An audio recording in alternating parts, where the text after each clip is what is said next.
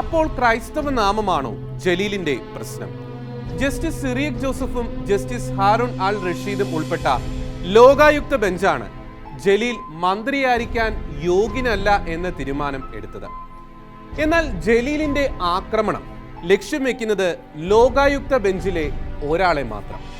ഇതിലെന്തോ പന്തികേട് തോന്നുന്നുണ്ടോ? ഉണ്ടെങ്കിൽ അത് തികച്ചും സ്വാഭാവികം മാത്രം. ലോകായുക്ത ബെഞ്ചിലെ രണ്ടാമനെ ജലീൽ കണ്ടതായ ഭാവമേയില്ല. ബെഞ്ചിലെ ഒരാൾക്കെതിരെ വാളെടുക്കുന്ന ജലീൽ മറ്റേയാളെ വെറുതെ വിടുന്നത് എന്തുകൊണ്ട് എന്ന് ഒരു മാധ്യമ പ്രവർത്തകന്റെ പോസ്റ്റും ഇവിടെ കൂട്ടി വായിക്കണം. കേന്ദ്രം നിരോധിച്ച സംഘടനയായ സിമിയുടെ മുൻ പ്രവർത്തകനായ ജലീലിന് ക്രിസ്ത്യാനിയായ സിറിയക് ജോസഫിനെ മാത്രമേ ലോകായുക്തയിൽ കാണാൻ സാധിക്കുന്നുള്ളൂ.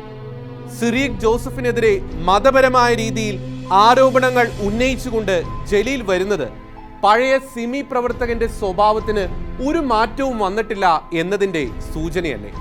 ക്രൈസ്തവരെയും സഭയും കാണുമ്പോൾ ഹാലിളകുന്ന ജലീൽ മന്ത്രിയായിരിക്കുമ്പോൾ തന്റെ സമുദായത്തോട് കാണിച്ച പ്രീണനം കേരളത്തിലെ ഇതര സമുദായങ്ങൾ എങ്ങനെ മറക്കും? വർഗീയ കാർഡെടുക്കുന്ന ജലീൽ ആ കാർഡ് മന്ത്രിയായിരിക്കുമ്പോൾ തന്നെ എത്ര തവണ ഇറക്കി എന്നതും ശ്രദ്ധിക്കേണ്ടതല്ലേ? മുഖ്യമന്ത്രി പിണറായി വിജയന്റെ തോളിലിരുന്ന് തനിക്കും സ്വന്തക്കാർക്കും തന്റെ മതത്തിനും മതക്കാർക്കും വേണ്ടി മാത്രം മന്ത്രിപദം സമർപ്പിച്ച പഴയ സിമി പ്രവർത്തകൻ തന്റെ മുഖംമൂടി എടുത്തു മാറ്റുന്നതാണ് ഈ ദിവസങ്ങളിൽ നാം കണ്ടുകൊണ്ടിരിക്കുന്നത്. തന്റെ തോന്നിവാസത്തിന് എതിര് നിൽക്കുന്നവരെ കുറിച്ച് എന്തും പറയാൻ ഇയാൾക്ക് ലൈസൻസ് കൊടുത്തിരിക്കുന്നത് ആരാണ്?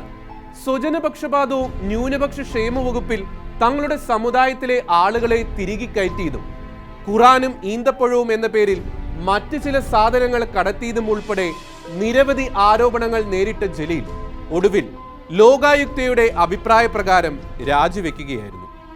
മതേതരത്വം പറയുന്ന ഇടത് മന്ത്രിസഭയിൽ അംഗമായിരിക്കെയാണ് ജലീൽ സ്വന്തം സമുദായത്തിനും സ്വന്തക്കാർക്കും വഴിവിട്ട് കാര്യങ്ങൾ ചെയ്തു കൊടുത്തത് എന്നത് മറ്റൊരു കാര്യം.